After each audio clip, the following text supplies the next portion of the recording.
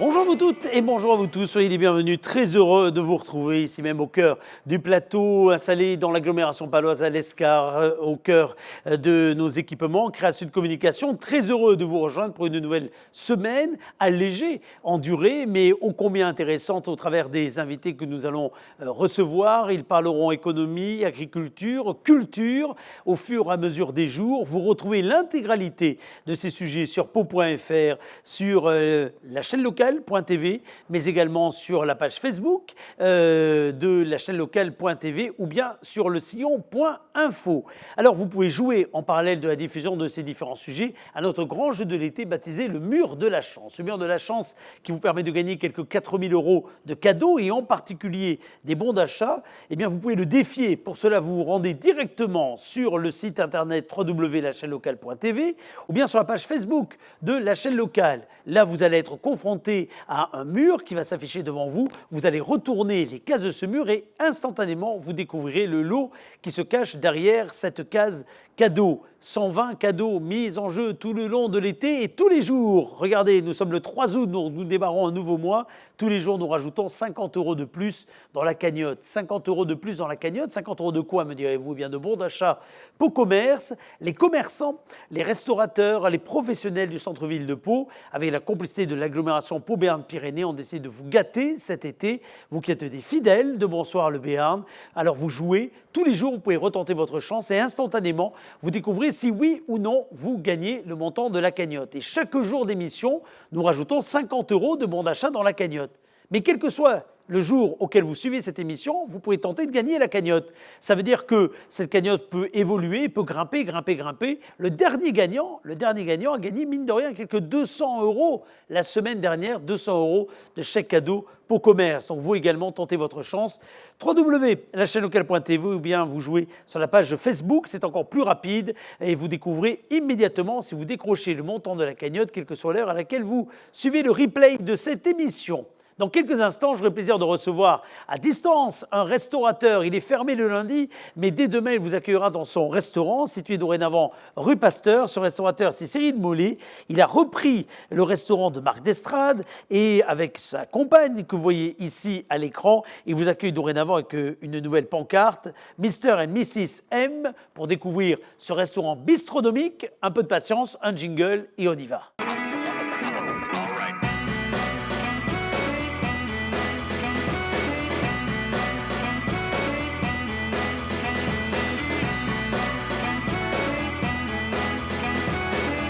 L'idée du soir ou les bonnes idées de l'été, comme par exemple les idées que l'on vous donne régulièrement pour aller vous régaler, découvrir de nouveaux restaurants. Là, puisque je parle de nouveaux restaurants, je m'en vais du côté de la rue Pasteur. La rue Pasteur, pour ceux et ceux qui ne connaîtraient pas, on n'est pas loin du quartier du Foirail, on n'est pas très loin des Halles de Pau. Et c'est là que nous allons retrouver Cyril Mollet pour nous parler du restaurant Mr. et Mrs. M, ou alors Monsieur et Madame M. Je ne sais pas s'il faut donner la version française ou la version anglo-saxonne. En tout cas, c'est ce lieu qu'avec Émilie, Cyril, vous avez décidé d'acquérir en prenant la suite d'une véritable institution, puisque c'est le restaurant Marc d'Estrade que vous avez repris. Bonsoir Cyril.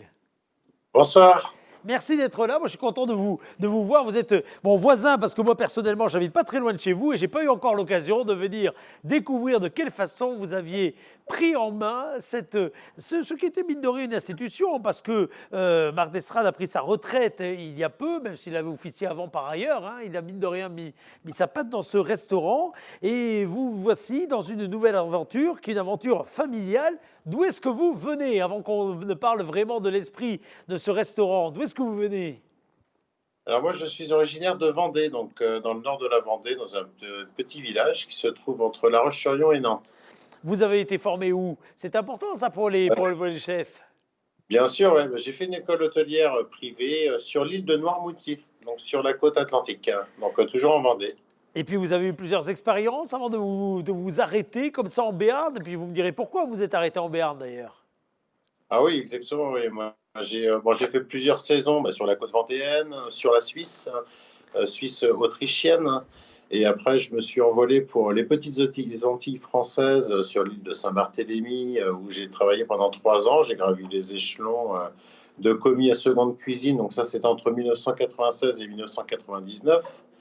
Et après cela, j'ai pris ma première place de chef donc en 1999 à Shanghai, en Chine.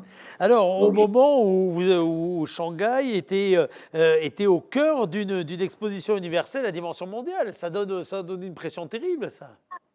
ouais, c'est ça exactement. J'ai eu la chance de pouvoir participer à l'exposition universelle avec Jacques et Laurent Pourcel, qui avaient à l'époque deux étoiles Michelin à Montpellier, au Jardin d'Essence, hein, c'était le nom de leur restaurant. Donc nous avons fusionné en fait sur l'appel d'offres, hein, que nous avons gagné après 18 mois de combat. Alors, ça veut Donc dire que c'est vous qui représentiez avec eux, hein, la gastronomie française, parce qu'il y a toujours des ambassadeurs là, dans ces expos universelles. Ça veut dire que le restaurant Made in France, c'était vous? exactement, oui. Exactement, nous représentions donc la gastronomie française sur le pavillon français. Donc c'était un building de quatre étages, hein. Donc j'étais le chef exécutif du pavillon. Donc c'était vraiment une grosse machine, hein. Alors, vous passez de ce building de 4 étages à une bâtisse, je vais dire bernaise, ou en tout cas dans la tradition des bâtisses de la ville de Pau, là, pour ceux qui connaissent le cœur de ville. Qu'est-ce qui vous a mené à Pau? Qu'est-ce qui vous a mené rue Pasteur? Ben moi, après 20 ans d'expatriation, j'avais envie de me poser. Je suis rentré en France il y a 4 ans. Et c'est vrai que la région du Sud-Ouest m'intéressait bien. Après, j'ai recherché un emploi et je suis atterri en Normandie pendant 2 ans. Après Lyon, 2 ans. Donc, je me suis redirigé après pour prendre ma première affaire, hein. Ça a commencé déjà l'été dernier, le temps que ça mûrisse un petit peu. J'ai commencé mes recherches au mois de septembre. Donc, j'avais vu cette affaire qui était à vendre. Je n'avais pas d'autres visites dans la région, donc je ne me suis pas déplacé tout de suite. Ça a pris 2 mois avant que je me déplace. Et ça a été le coup de cœur, hein. Après, j'ai regardé un petit peu partout en France. Mais c'est vrai que bon, le sud-ouest, pas très loin de la montagne, pas très loin de la mer, c'est une région voilà, qui m'attirait déjà beaucoup. Je connaissais un petit peu la région quand j'étais plus jeune. Je connaissais Gourette, là où j'allais skier avec mes parents, où j'ai eu la chance. Voilà. C'est formidable en tout cas parce que ça montre tous les attraits. Vous avez très bien résumé hein, les attraits de la ville de Pau, d'autant que la ville de Pau recherche également des chefs avec de l'expérience, etc. On n'en manque pas ici, mais on est toujours, comment dire, extrêmement curieux de la diversité. Or vous, vous arrivez avec un concept qui est un concept de cuisine qu'on peut qualifier quoi? Bistronomique? Ouais, c'est ça, bistronomique. Donc, un mélange de bistrot et de gastronomie. Donc, c'est une cuisine qui est accessible à tous, hein. Une cuisine assez épurée, assez lisible, dans l'air du temps. Ouais. Voilà. Alors on va voir quelques assiettes là, ce qui à cette heure-ci, là où nous enregistrons cette émission, est pratiquement une torture absolument sans nom lorsqu'on voit les différentes assiettes que vous proposez, sachant que vous avez des formules pour le déjeuner et puis un menu à la carte évidemment qui doit changer, j'imagine, régulièrement. Oui, notre menu carte est assez restreint. Nous avons 3 entrées, 3 plats, un fromage, 3 desserts, mais cette offre change tous les mois. Donc, ça me permet vraiment de pouvoir travailler les produits de saison, de pouvoir négocier également forcément les tarifs Ben, bien avec sûr. les fournisseurs. Et la semaine, pour le déjeuner, nous avons un menu qui est servi du mardi au samedi, donc qui change toutes les semaines. Alors on voit l'établissement là que vous avez repris avec votre épouse, hein, parce que je le disais, c'est une aventure familiale. Alors qu'est-ce qu'on doit dire, Monsieur et Madame M, ou est-ce que c'est Mister et Mrs à cause de vos expériences internationales?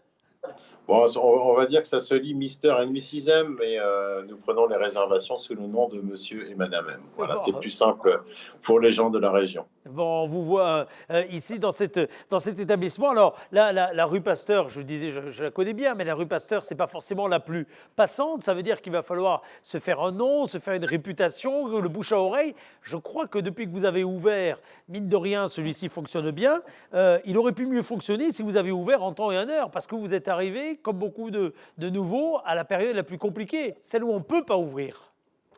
C'est exact, ouais. Moi, j'ai reçu les clés d'établissement le 10 mars au soir.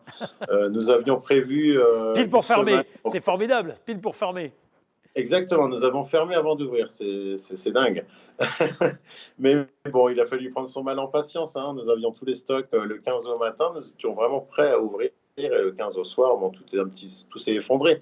Mais bon, nous n'étions pas les seuls C'est dans clair. cette position. Donc voilà, si on arrive à surmonter ça, on arrivera à tout surmonter. Voilà, il faut rester positif, hein. Absolument, bon, on le sent bien, on le sent bien. Comment, quels sont les premiers retours? Si on en croit les critiques, et je le disais, le bouche à oreille, ils sont plutôt sympas.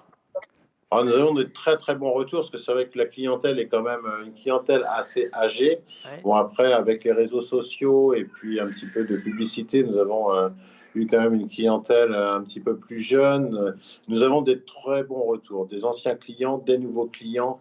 Le fait que l'offre soit un petit peu restreinte, ça rassure aussi un petit peu les gens, qu'on puisse changer assez régulièrement. Donc les gens peuvent venir une fois par mois pour goûter la carte, hein, qui est servie tous les soirs, mais également le dimanche midi. Donc c'est un menu carte aussi. Donc le budget est un peu plus facile pour certaines personnes qui n'ont pas l'appétit pour un trois plats, ou même pour un mardi soir, on peut venir facilement avoir un plat et un dessert, par exemple. Exactement. Alors, est-ce que vous avez découvert des produits de cette région, de ce terroir, que vous ne connaissiez pas ou que vous n'aviez jamais, entre guillemets, cuisiné? Pas encore, pas Pas encore. C'est encore. vrai que j'ai pas rencontré que des produits, que des producteurs locaux. Donc après, bon, les produits, je le connais, hein. J'ai quand même à peu près 30, enfin un peu moins de 30 ans d'expérience, hein. Mais c'est vrai que c'est des produits déjà, même à l'étranger, que je cuisinais, hein, que ce soit le canard ou les autres produits de la région. Est-ce que vous faites partie de ces chefs pour qui, je dirais là, quelque part, le mélange entre les valeurs sûres, mais aussi beaucoup d'innovation, quelque part, hein, c'est ce qu'on retrouve souvent hein, dans la cuisine bistronomique, c'est un petit peu l'ADN de la façon dont vous concevez la carte. Oui, c'est exactement ça, hein. Moi, je travaille les produits du terroir. Et après, je rajoute ma petite touche d'exotisme, hein. C'est vrai que bon, le fait d'avoir travaillé 17 ans en Asie, j'ai quand même une petite tendance japonaise, thaïlandaise sur certains plats de ma carte, mais ça reste assez subtil quand même, hein. Très Faut bien. pas que ça soit trop épicé, que ça soit accepté de toute nos clientèle. Voilà. Alors, si, il y avait trois compliments que vous aimeriez qu'on fasse à la sortie de votre restaurant, moi je pose souvent cette question aux restaurateurs, puisque maintenant où la réputation a tant d'importance, hein, quelque part, les trois commentaires que vous aimeriez entendre, lire ou voir, ça serait lesquels? Oh, ben, je pense que voilà, ce que le retour des gens déjà, c'est différent, mais c'est un peu plus moderne, hein. Voilà, Ouais. donc la modernité, voilà, qui a un budget aussi qui soit apprécié, qui soit accessible à tous. Ça, c'est très important. Alors, on voit défiler la carte. Alors, je sais pas, on voit défiler plutôt quelques plats. Je ne sais pas si ce sont ceux qu'il y a en ce moment à la carte, mais alors faites-nous saliver pour cette fin du mois de juillet. Qu'est-ce que vous pourriez nous proposer, nous conseiller s'il n'y avait qu'un plat? Ce serait Alors, lequel? comme plat, actuellement, j'ai un rouget donc, qui est cuit à l'unilatéral sur un caviar d'aubergine, avec des spaghettis de courgettes, un aioli au curry, donc petite touche d'exotisme. Également, moi, je travaille beaucoup en cuisson sous vide. Donc là, j'ai une selle Ah oui. d'agneau actuellement qui est cuite sous vide, hein, à 52 degrés, donc avec une croûte d'herbe, hein. Donc moi, mes herbes aromatiques sont principalement viennent en fait de ma terrasse juste au-dessus, hein, que ce soit du basilic, du romarin, du thym frais. Donc une petite croûte d'herbe avec la selle d'agneau. Donc j'évite tout ce qui est sauce, pratiquement zéro crème pour la saison d'été, hein. Moi, je travaille beaucoup à l'huile d'olive également. C'est la saison, donc on évite un peu les matières grasses, hein. Donc c'est vrai que les gens des fois demandent des riz de veau, demandent du foie gras. Ce n'est pas la saison pour moi. Ça viendra à Vous allez vous l'automne. Je réserver pense. pour l'automne ou l'hiver, c'est Voilà, ça? exactement, hein. Vu que j'ai trois plats tous les mois, bon, sur 12 mois, ça fait 36 plats, donc c'est énormément de travail. Certains restaurants, des fois, changent leur carte, oui, par saison, mais c'est quand même rassurant de pouvoir travailler que trois plats. Ça permet d'innover et de faire plaisir à tout le monde. Après, on reste à l'écoute, forcément.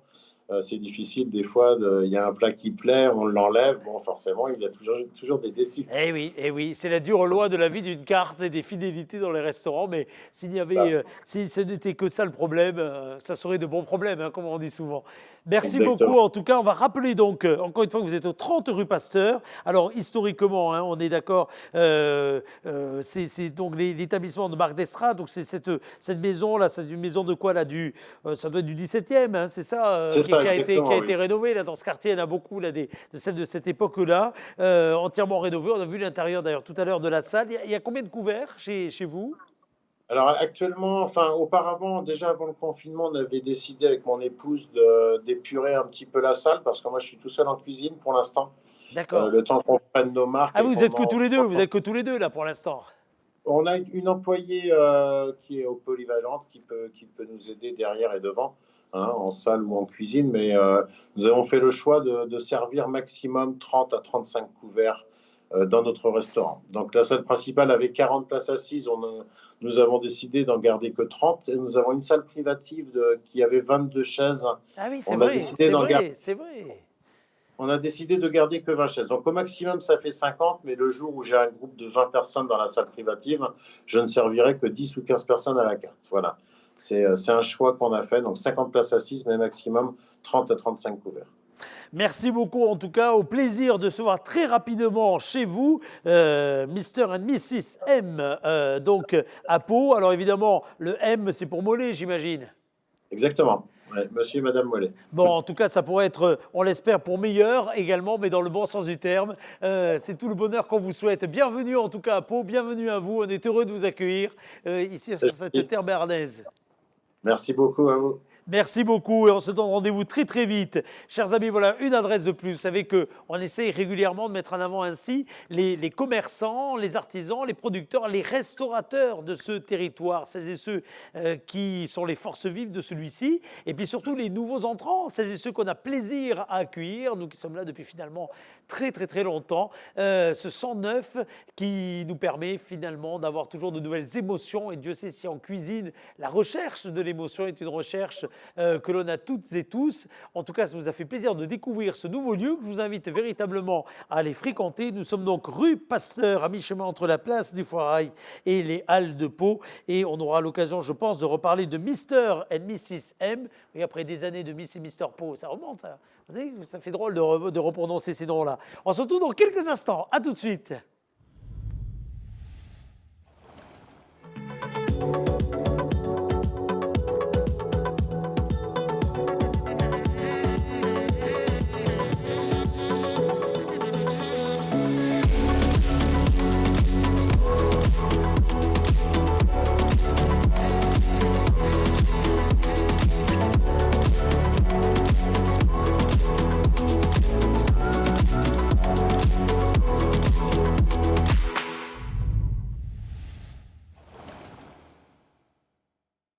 Quelques images donc, du Stade d'Eau Vive que nous avons partagé ensemble juste à l'instant. Ce Stade d'Eau Vive que vous pouvez évidemment fréquenter si vous le souhaitez. Regardez encore une fois d'autres belles images, prises de drone. Ou bien si vous le voulez, vous allez pouvoir gagner des activités au Stade d'Eau Vive, kayak, mais également rafting, canyoning, hydrospeed. Je n'oublie pas la fameuse bouée. Pour cela, vous allez jouer avec nous maintenant et avec ce jeu, le mur de la chance.